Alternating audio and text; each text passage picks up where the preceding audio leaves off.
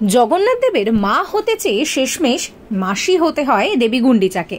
7 দিন এখানেই থাকেন প্রভু। এখন প্রশ্ন হচ্ছে, কে এই গুন্ডিচা দেবী?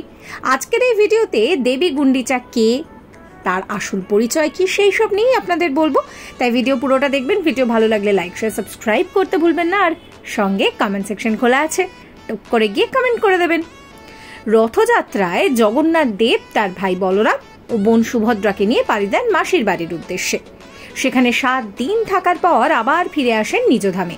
কথিত আছে, এই 7 দিন মাসির বাড়িতেই থাকেন প্রভু জগন্নাথ। গুন্ডিচা বাড়িতেই আস্তানা গেড়ে বসেন। কিন্তু কেই গুন্ডিচা দেবী? তিনি কি সত্যি জগন্নাথ দেবের মাসি? এর উত্তর জানতে হলে আমাদের পৌঁছে যেতে হবে জগন্নাথ দেবের উদ্ভব কাহিনীতে।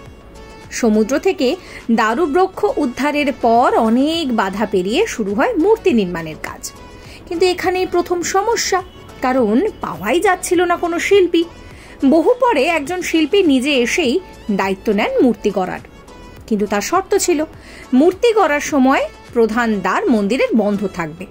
তিনি যতদিন মূর্তি গড়ছেন ততদিন সেই দ্বার খোলা যাবে না। মূর্তি নির্মাণ শেষ হলে তিনি নিজেই বেরিয়ে আসবেন।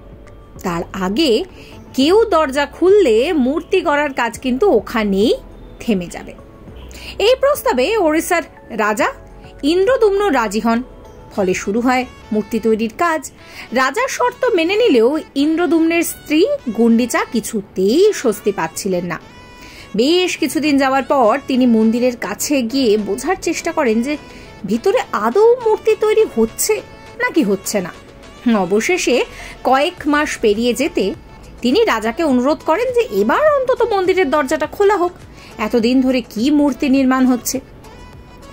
সেই সময় দাঁড়িয়ে রাজা কিছুটা ইতস্তত বোধ করলেও রানী নিজেই প্রধান দ্বার খোলানোর ব্যবস্থা করেন। দ্বার খোলার পর দেখা যায় যে সেখানে দারু মূর্তি অর্ধনিমিত অবস্থায় পড়ে রয়েছে।